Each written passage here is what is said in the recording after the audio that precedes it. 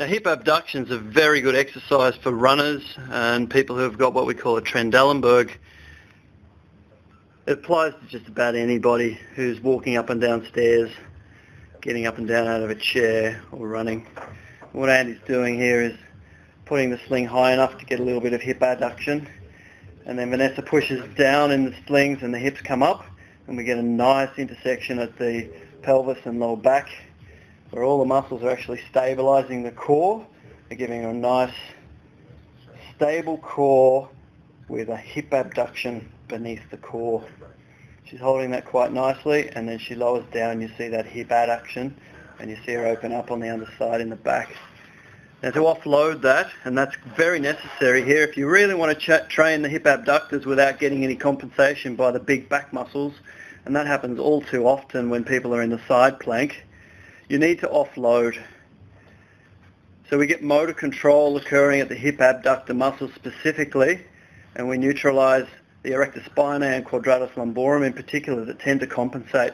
People's running action does not improve if they're running from side to side with quadratus lumborum. You really want the hip abductors working.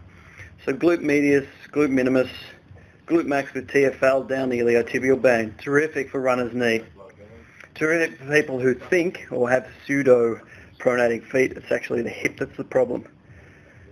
So now Andy's fine motor controlling the pelvis, and Vanessa's doing that by using the hip abductors on the leg on the bottom, and she lifts the top leg in order to take away the assistance from the adductors.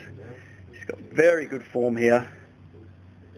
Short lever arm at the knee. If we want to make it more difficult and even more relevant for a runner, we actually just slip that bottom sling down towards the ankle.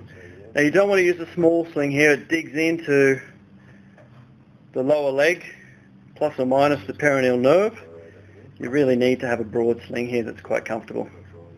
And again, even with a long lever arm, Vanessa's doing this quite successfully. Andy's controlling for trunk rotation forwards and backwards. If Vanessa has a tendency to lean forwards, Andy tweaks the elastic on the back and turns her into a little bit of rotation there.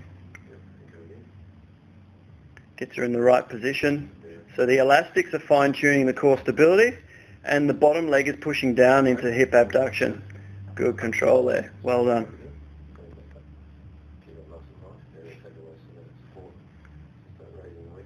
So Andy's going to increase the difficulty here by taking away the support. So he's slowly taking away the elastics that are lifting the pelvis up, and Vanessa has to react to that.